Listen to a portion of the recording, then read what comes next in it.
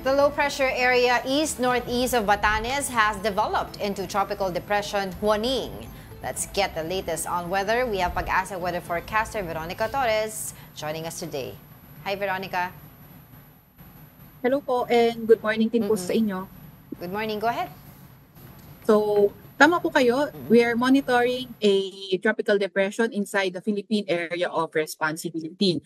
And as of 4 a.m. today, its center is estimated at 520 kilometers east-northeast of Itbayat, Batanes, with maximum sustained winds of 45 kilometers per hour near the center and gustiness up to 55 kilometers per hour. So for now, we're not expecting it to have a direct effect over any parts of the country in the next 48 hours, and it continues to move away from the landmass of the Philippines. And also, we're seeing that this tropical cyclone will leave the Philippine area of responsibility by late tonight or tomorrow early morning.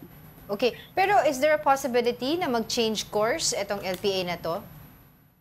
So with regards to its direction, there's a possibility for it to change direction. However, very low chance of papalapit sa ating bansa and very low chance din po ng landfall. Veronica, kamusta naman yung sa habagat natin? No?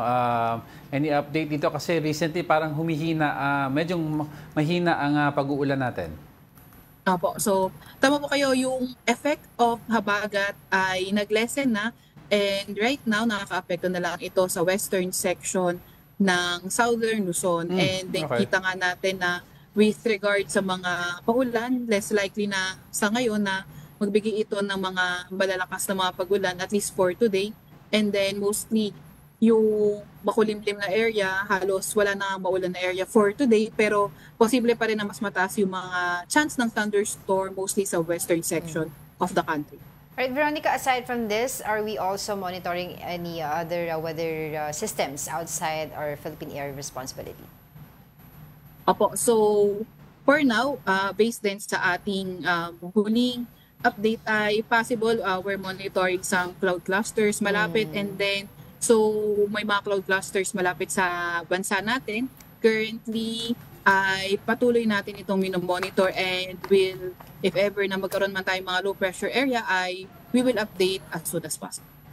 Alright, maraming salamat Pag-asa weather forecaster Veronica Torres.